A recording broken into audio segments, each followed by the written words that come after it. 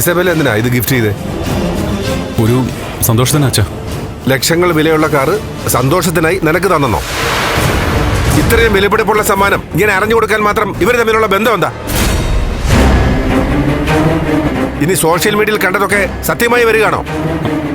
അച്ഛാ പ്ലീസ്, ദൈവത്തെ ഓർത്ത് അച്ഛങ്ങനെ കടന്നൊന്നും ചിന്തിക്കില്ലേ?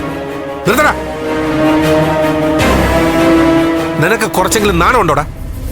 നിനക്ക് ഇങ്ങനെ ഒരു സമ്മാനം തന്നിട്ടുണ്ടെങ്കിൽ അതിന് പിറകിൽ അവൾക്ക് മറ്റെന്തെങ്കിലും ഉദ്ദേശം കാണും. നിന്റെ ഭാര്യയോട് പറഞ്ഞോ ഇങ്ങനെ ഒരു ഗിഫ്റ്റ് കിട്ടിയ കാര്യം? പറഞ്ഞോന്ന്? ഇല്ല. അതെന്താ പറയാത്തത്? ദേവിക സൂക്ഷിച്ചിരുന്ന ഒരു പ്രധാന ഫയൽ കാണുന്നില്ല. അതിന്റെ പേരിൽ ആ പാപം അക്ഷരാർത്ഥത്തിൽ തീ തിന്നുക. നീ പ്രേമിച്ച് വിളിച്ചിറക്കി കൊണ്ടുവന്ന കല്യാണം കഴിച്ച പെണ്ണല്ലടാ അവള്.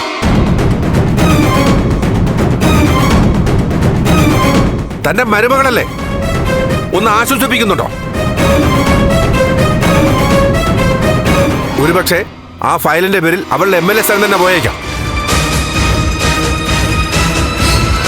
എന്തെങ്കിലും ഒരു ഗൗരവം അതിന് നിങ്ങൾ കൊടുത്തിട്ടുണ്ടോ?